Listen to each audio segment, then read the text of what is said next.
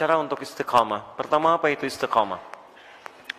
Istiqamah itu dari kata qamah ditambah ista.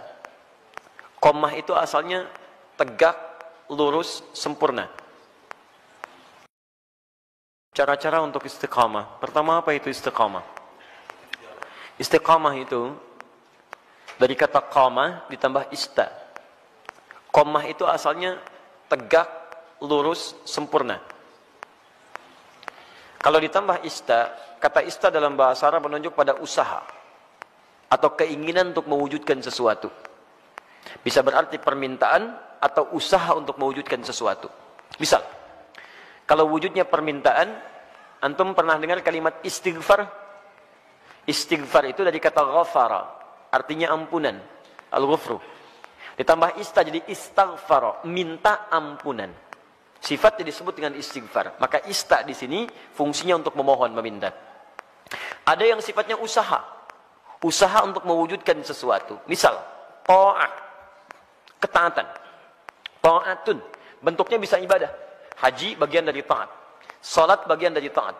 Ketika ditambah istata'a, sifatnya disebut istita'ah, maka istita'ah adalah ikhtiar usaha untuk mewujudkan ketaatan kepada Allah. Kalau dikaitkan dengan haji, artinya usaha agar bisa mewujudkan haji yang diharapkan. Ikhtiar agar bisa berhaji, singkatnya demikian. Maka disebut dengan istita'ah. Ketika Allah misalnya sampaikan, man istata'a ilaihi sabila, haji itu disebutkan istata'a. Ingat, terjemahan yang paling tepat, bukan diterjemahkan dengan mampu, tapi berusaha untuk mampu.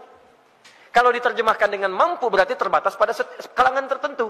Tapi kalau berusaha untuk mampu, artinya setiap kita punya peluang untuk mewujudkannya. Tergantung mau usaha atau tidak, itu poinnya. Was, hati-hati dalam menerjemahkan sesuatu ya. Kadang-kadang setiap huruf bahkan harakat itu bisa memberikan makna tersendiri. Ya, antum simpulkan, saya belum istita'ah, kenapa? Belum ada harta. Betapa banyak orang kaya yang belum bisa berhaji. Dan tidak sedikit orang-orang yang dipandang tidak mampu dengan hartanya, justru dia berangkat dalam haji. Itu luar biasa. Jadi ketika antum mau mewujudkan haji atau ibadah dengan baik, tambahkan ista, iringi dengan ikhtiar untuk mewujudkannya. Seorang gadis cilik namanya Naura pernah menulis surat kepada kami.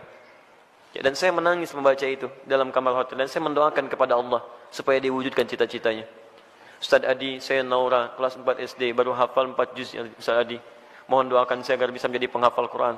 Saya ingin jadi hafid, ingin memberikan mahkota di kepala orang tua saya.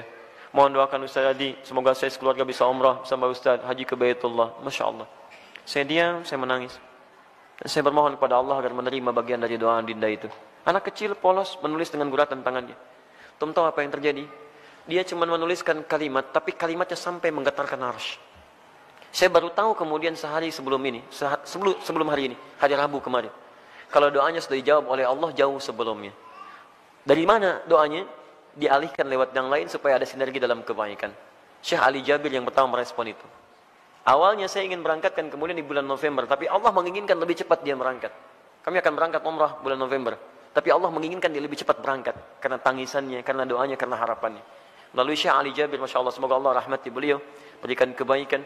Ya, kemudian diberikan dengan sekeluarganya umrah dari tulisan tangan anaknya yang diberangkatkan, dianya, adiknya, bapaknya, ibunya. Bayangkan bagaimana anak ini berusaha dalam kebaikan. Dan biasanya ibu bapak, kalau anak sudah soleh, orang tuanya dapat. Orang tuanya akan dapat. Musa, Masya Allah, saya doakan kebaikan untuk adinda Musa. Hafal Quran, 30 juz. Ketika dia hafal Quran, orang tuanya ikut diangkat. Anaknya berangkat haji, bapaknya ikut haji. Anaknya berangkat ke Jeddah, bapaknya ikut ke Jeddah. Semua orang tuanya. Dan yang dicari biasanya orang tuanya. Silahkan cek. Bukan berapa hartanya, bukan macam-macamnya. Ketika ada anak orang baik, antum akan tanyakan siapa orang tuanya. Silahkan cek. Makanya dalam ilmu hadis, ketika ada hadis diriwayatkan oleh seorang anak, maka nama anak akan dihilangkan, tapi dilekatkan pada bapaknya. Abdullah bin Abbas, nama aslinya Abdullah, bapaknya Abbas. Ketika ada hadis riwayat Abdullah bin Abbas, kalimat Abdullahnya dibuang. Disingkat jadi Ibnu Abbas, anaknya Abbas. Ingin menunjukkan karena Abdullah jadi baik karena peran bapaknya. Abdullah bin Umar, anaknya Umar, disebut Ibnu Umar. Silakan. Abdullah bin Amr bin As, dihilangkan Abdullahnya disingkat Ibnu Amr bin As. Kenapa? Ingin menunjukkan bahwa ada peran orang tua di dalamnya. Jadi kalau antum ingin anaknya soleh, orang tuanya soleh duluan. Soleh duluan. Dalam bentuk sikap ya, bukan bentuk nama. Ustaz, nama saya Soleh, istri saya Solihah. Kenapa anak saya belum begitu? Antum belum diwujudkan dalam bentuk ikhtiar. Itu masalahnya. Jelas ya? Di teman-teman, ayo masukkan nilainya ke situ, hadirkan ke situ, ikhtiar kita, dan insya Allah ada kebaikan di dalamnya. Yang paling menarik sekarang istiqamah. Istiqamah dari kata qamah. Qamah itu tegak, lurus, sempurna. Kalau semua ibadah diawali dengan kata qamah, itu artinya ibadah itu ditunaikan dengan sempurna. Turunannya aqama yuqimu iqamah. Iqamatun selalu disingkat dengan qamah, yang nyingkat orang Indonesia.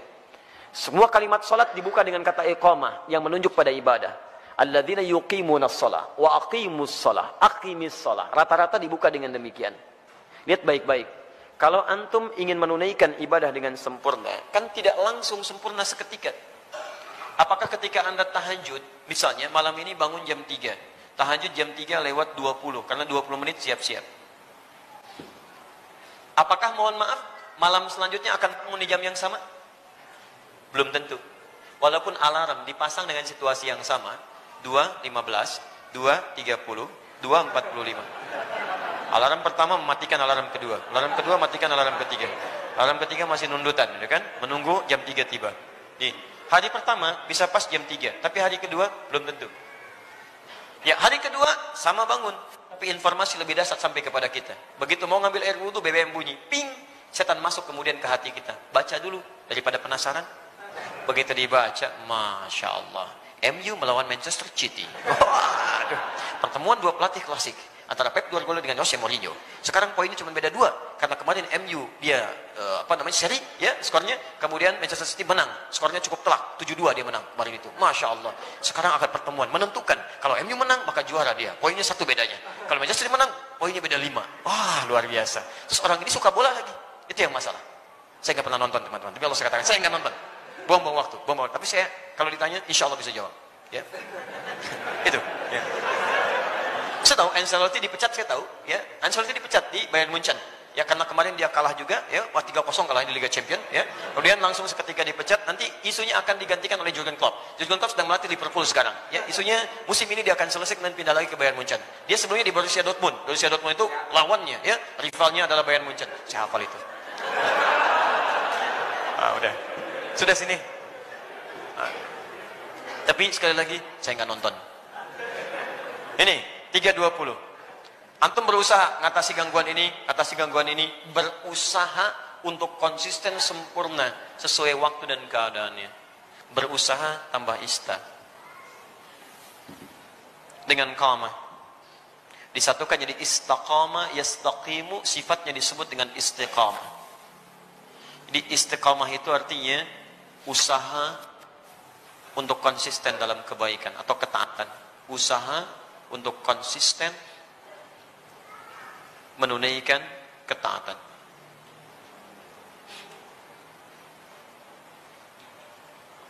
Istiqamah tahajud, istiqamah puasa, istiqamah baca Al-Quran, istiqamah berdoa dalam kebaikan. Sekarang pertanyaannya, bagaimana cara saya bisa istiqamah? Itu pertanyaan terbesarnya. 1, istiqamah dimulai dengan ilmu. Pengetahuan dulu. Kalau antum kerjakan sesuatu tanpa pengetahuan, maka tidak akan ada motivasi bagi kita untuk menguatkan hal yang ingin kita kerjakan. Bahkan Nabi SAW pun ketika akan diangkat menjadi Rasul, kemudian diberikan tugas beliau untuk berdakwah, itu jedanya 5 tahun sampai berdakwah, dan dari jeda itu diberikan dulu bekal pengetahuan. Apa ayat yang turun kepada beliau? Pertama kali wahyu pertama turun, Iqra. Diminta belajar dulu. Belajar, baru kemudian setelah turun pengetahuan yang cukup, baru 5 tahun setelah itu, 615 Masehi, diberikanlah tugas kemudian dengan turunnya Quran surah ke-74 Al-Mudaththir untuk berdakwah secara terang-terangan. Nah sekarang antum ingin istiqomah di bidang apa? Misal antum pilih dulu, saya ingin istiqomah satu-satu lah, gak usah semuanya. Misal, saya mau istiqomah dalam sholat dulu. Maka sebelum antum tunaikan ibadahnya, antum keluarkan dulu hadis-hadis, ayat-ayat dari Al-Quran, hadis dari Nabi, petunjuk sholat yang benar. Kalau antum tidak keluarkan ini, nanti antum akan istiqomah pada yang salah. Karena boleh jadi antum sholat dengan cara yang keliru. Salah takbirnya, kemudian salah rukunya, salah sujudnya, maka turunkan kemudian pengetahuannya untuk memudahkan kita dalam menunaikannya. 1. Yang kedua, keluarkan kemudian motivasi-motivasi positifnya. Ya, keutamaannya. Keutamaan itu untuk selalu memotivasi kita kala kita sedang menurun ya, dalam mengerjakan amal soleh yang dimaksudkan. Misal, itu boleh dituliskan. Saya ingin tunaikan tahajud, ingin istiqamah. Antum keluarkan keutamaan tahajud, tuliskan. Ada 4 keutamaan tahajud dalam Al-Quran. Quran surah 17 ayat 79 sampai dengan 81. Paling kiri sebelah atas. 1, mengangkat karir di tempat terbaik. Asa ayyab'atsaka rabbuka maqaman mahmuda. 2, mendapat bimbingan Allah saat menjalani aktivitas. Wa rabbi adkhilni mudkhala sidqin. 3, mendapat bimbingan Allah keluar dari kesulitan. Wa akhrijni mukhraja sidqin. 4, mendapat perlindungan dari Allah ketika diganggu oleh orang lain, langsung tanpa perantara. Waj'alni min ladunka sultanan nasira. Demi Allah saya katakan ya, saya mohon kepada antum kalau masih punya banyak tugas, pekerjaan macam-macam tuh jangan tinggalkan tahajud. Walaupun cuma 2 rakaat, witirnya 1 rakaat. Jangan tinggalkan. Kalau antum konsisten, maka nilai-nilai kebaikan akan Allah berikan. Supaya jadi motivasi, antum tuliskan itu. Tempelkan di samping kanan, di dinding tembok kita mau tidur itu, sampaikan sebelah kanan. Tempelkan. Di begitu antum mau tidur, antum bisa melihat itu. Dalam keadaan lupa pun ketika antum melihat itu, antum bisa termotivasi untuk bangun di malam harinya. Kalau bisa tambahkan kalimat di bawahnya. Ya, tambahkan kalimat di bawahnya. Apa kamu merasa sudah ada jaminan surga? Nabi aja ahli surga, tahajud. Kamu bukan nabi, bukan rasul, bukan ahli surga, gak mau tahajud. Apakah kamu masih sehat sampai malam ini? Tuliskan. Sampaikan. Dibuat kalimat-kalimat quote-quote yang indah untuk memotivasi kita ibadah. Ayo. Non-muslim aja punya quote untuk kehidupan mereka. Masa urusan akhirat kita nggak punya quote yang baik? Hadirkan. Kita antum tuliskan, jadi motivasi. 2, 3. 3, di 1 pelajari dengan ilmu, 2 keluarkan keutamaannya, 3, hadirkan ancaman-ancaman Allah saat antum menyimpang dari amal soleh yang tengah dikerjakan. Ancamannya. Misal, tadi ingin meningkatkan sholat, dimulai dengan sholat fardu. Terus tiba-tiba terfikir untuk mengabaikan sholat. Karena ada proyek, terus tunda-tunda sholat, kan? Karena ada proyek tertentu, sampai Jumatan ditinggalkan. Untuk mengumpulkan dunia. Maka antum boleh keluarkan ancaman Allah pada yang seperti itu. Supaya tetap memacu kita supaya bisa istiqamah. Misal, keluarkan Quran surah Al-Humazah. Ya, wailul likulli humazatin lumazah. Celaka bagi para pengumpat. Itu terjemahan mushaf. Tapi kalau kita terjemahkan dengan terjemah yang menggunakan nilai bahasa, ya ada balaghah, ada nahwu, ada saraf ya. Setiap yang ada taknya menunjuk pada perempuan. Ya, kalau kita hadirkan sekarang, celakalah bagi para sosialita yang tukang gosip. Ya, perempuan-perempuan yang senang bergosip. Alladzi jama'a mala wa addada. Ini agak unik. Biasanya kalau tak pasangannya dengan allati, tapi ini menggunakan alladzi. Alladzi menunjuk pada laki-laki bukan perempuan. Istrinya suka gosip, laki-lakinya suaminya suka mengumpulkan harta. Di suami sibuk dalam bekerja, istrinya sibuk menggunakan harta suami untuk kumpul-kumpul cuman gosip dan sebagainya. Lihat alladzi jama'a mala wa addada. Yang suaminya sibuk dalam bekerja cuman ngitung-ngitung hasil aja. Keuntungan sekian, ini sekian, ini sekian. Mama, ini yang kita dapatkan begini-begini. Ya Pak, besok Mama pakai untuk pertemuannya Pak, arisan. Ya gitu kan cuman begitu. Berangkat ngobrolin orang begini macam-macam. Jadi habis di situ aja. Suaminya berangkat gelap, pulang gelap, berangkat lagi macam-macam. Enggak ada kenikmatan dalam kehidupannya. Lihat, yahsabu anna malahu akhlada. Dia kira harta itu bisa membuat kekal di dalam kebahagiaannya. Perhatikan, sampai sholat ditinggalkan. Jumatan diabaikan. Karena ada orang yang berusaha meninggalkan, menukar akhirat itu untuk dunia yang semata. Ya, Quran surah ke-62 ayat ke-11, paling kiri sebelah atas. Wa idza ra'au tijaratan aw lahwan infaddu ilaiha fatarakuka qa'imah. Qul ma 'indallahi khairum minallahi wa minat tijarah. Ada sementara orang yang ketika engkau berkhutbah Muhammad tiba-tiba maaf, dia meninggalkan engkau sendirian berkhutbah, dia kejar kemudian kafilah-kafilah dagang itu. Ayat ini turun, ini sebagai pelajaran karena dulu di awal masa Islam, awal Jumatan, Nabi sedang khutbah, tiba-tiba muncul kafilah dagang. Diskon besar, 90%, 90% lewat tuh, samping masjid. Mereka yang masih lama iman meninggalkan Nabi berkhutbah, mengejar barang dagangan itu. Lihat, selalu rumusnya begini. Kalau tidak disebutkan di Quran siapa orangnya, kapan kejadiannya, artinya kejadian itu akan berlaku umum di masa-masa selanjutnya. Dengan situasi yang berbeda. Masya Allah, antum bisnis nih, keuntungannya 10 miliar teman-teman sekalian. Tapi tanda tangannya dilakukan pas saat sholat Jumat. Pilih mana antum? ngejar proyek 10 miliar, atau antum Jumatan dulu baru kemudian kejar proyek itu? Pilih mana? Pas tanda tangannya waktu Jumat. Yang kalau dalam ikhtiar manusia, maaf, ikut Jumat dulu lewat proyek ini. Ambil proyeknya, tertinggal Jumatnya. Pilih mana? Ikut Jumat atau ambil proyek. Dan tidak ada pilihan yang ketiga, ikut Jumat dapat 10 miliar. Nggak ada. Nggak usah maksa antum, di sini saya tegas. Waktu kita terbatas. Ini yang tidak mudah. Maka bagi yang seperti ini, ada muncul ancaman Allah di dalamnya. Lihat ancamannya positif. Qul ma indallahi khairum minal lahwi minat tijarah. Katakan Muhammad pada orang-orang yang masih senang dengan yang seperti itu, menukar akhirat dengan dunianya, atau hanya senda gurau aja, canda dia dengan yang seperti itu, cuman canda aja. Allah sudah siapkan ganti yang terbaik untuk dia. Apa alasan paling logisnya? Wallahu khairur razikin, saya yang tentukan rezekinya. Ayo kamu ikut ke sana, saya buat kecelakaan di jalan. Ayo kamu dapatkan itu, maut sudah menanti kamu sekarang. Jumat tidak dapat, harta nggak diperoleh. Mau apa kamu? Kalau dia mau datang dulu, saya ganti dengan yang lebih baik. Dia dapatkan proyeknya, dia dapatkan ketenangannya. Diberikan yang terbaik. Tapi kalau antum paksa tinggalkan itu, maka ayat diteruskan. Yahsabu anna malahu akhlada.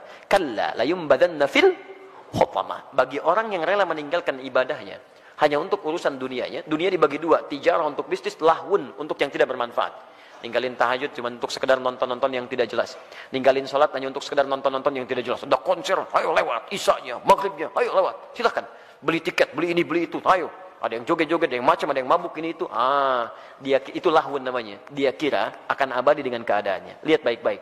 Saya siapkan neraka spesial, namanya Hutamah. Wa ma adraka mal Hutamah? Tahukah engkau apa tipikal neraka spesial Hutamah itu? Narullahil muqadah. Neraka itu spesial karena akan dibuat membakar dari ujung sampai dengan kedalamannya. Lihat. Allati tattali'u 'alal afidah, sampai dengan ke otak yang paling dalam. Innaha 'alaihim mu'sadah. Kalau dia enggak berubah, dia neraka itu mengintai menunggu. Kamu cepat pulang ya, saya tunggu. Cepat pulang, saya tunggu. Fi 'amadin mumaddadah, dan dia tidak dibiarkan tapi terikat secara singkat. Orang yang hidupnya mau meninggalkan ibadah hanya untuk urusan dunia, maka di nerakanya nanti, di neraka gambaran singkatnya, itu akan diikat begini. Bukan dilepas. Karena nanti ada orang di neraka yang biasa itu dilepaskan. Begitu haus dia ngambil air, airnya dari timah, ambil. Mau makan, makanan dari duri. La yusminu wa la yughni min ju'. Ayo ambil dan sebagainya. Tapi yang ini enggak punya kesempatan, diikat begini. Cara membakarnya, kalau yang lain apinya langsung, kalau ini tidak. Dari ujung kaki seperti dilas. Sampai dalamnya matang. Dan ini tidak akan pernah naik kalau belum matang. Awas, matang dulu. Begitu sudah matang naik, yang ini sembuh, ini matang dulu. Sampai ke ujung akal yang paling dalam, al-afidah. Afidah itu jamak dari fuad. Yang menentukan, yang merancang kegiatan kita. Seakan-akan Allah katakan begini, ini isi otak kamu ini apa sih? Yang lain masih mikir sholat, baca Al-Quran, macam-macam. Otak kamu ini lagi. Maksiat lagi. Sampai meninggalkan ibadah, saya bakar sampai ke otak yang paling dalamnya. Supaya nampak isi otak kamu ini apa. Terus, dan diikat. Kalau mau coba silakan. Tapi disampaikan supaya kita tidak masuk ke dalamnya. Makanya antum keluarkan, tuliskan ancamannya. Begitu sudah seperti itu, maka berusaha untuk mewujudkannya. Bismillah, antum berdoa kepada Allah. Yang terakhir berdoa. Minta supaya dikuatkan oleh Allah Subhanahu wa taala. Ya, minta supaya dikuatkan oleh Allah Subhanahu wa taala. Makanya nanti ada doa-doa.